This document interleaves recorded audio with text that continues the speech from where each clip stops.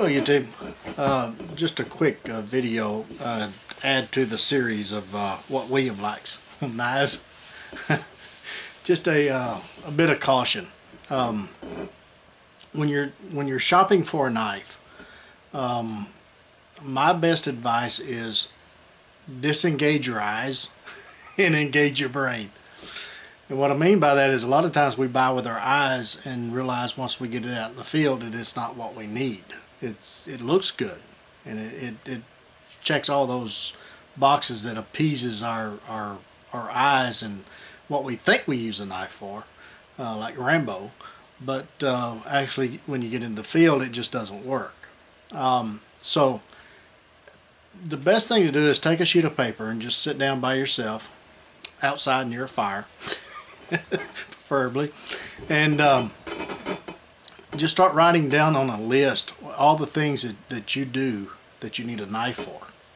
Then out beside each one of those, then put a priority, 1, 2, 3, 4, 5, 6, whatever that priority is of how often you use a knife for that task. That'll give you an idea of what you use the knife for mostly and what you need the knife to excel at. That way that you can select your blade shape, your thickness, your type of steel, all of that, and handle shapes, handle material. All that will fall in place a little bit easier. In other words, if you start going down through your list and you see that mostly you use your knife in wet conditions, then maybe you need to go with a stainless steel. If you use your knife mostly butchering game or kitchen prep, then maybe you need a butcher style knife. But again, you're going to have to sit down and you're going to have to figure out exactly how you use a knife. Now, watching these videos like this and other videos on YouTube of people reviewing knives and telling you what they think about them is all well and good, but at the end of the day it's you that's going to have to use the knife. It's you that's going to have to be happy with it. Is there a knife that fits that checks all the boxes? No.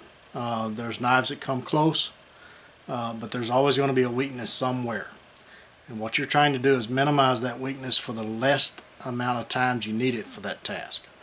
Okay, so that's the goal. Don't worry about pretty. If you want a knife to sit in a safe or on a shelf somewhere, then you can do the pretty thing. But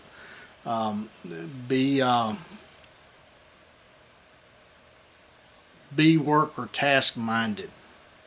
The handles that may fit you or fit your needs best may not be the prettiest in the world, but they may be more durable and more of a control issue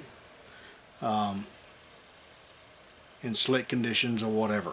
That would be my advice. Take a sheet of paper, sit down somewhere quiet, and just think about how you use a knife and what task you use a knife for, and then prioritize those tasks and see what you come up with.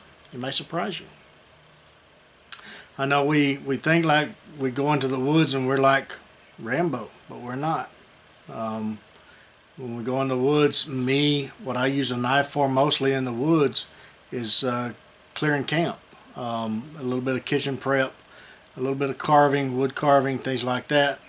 So it's hard to get one knife that's going to cover all that. But if I can get a knife that does that most tasks, then I'll be happy with it, and I can limp by with the other things. So my 2 cents. Hope this helps. And until the next one, you guys get in the backyard, whittle on a stick. Be sure to take a shower with you if you have the opportunity. And be sure and have plenty of Band-Aids and lots of knives. We'll catch you again soon.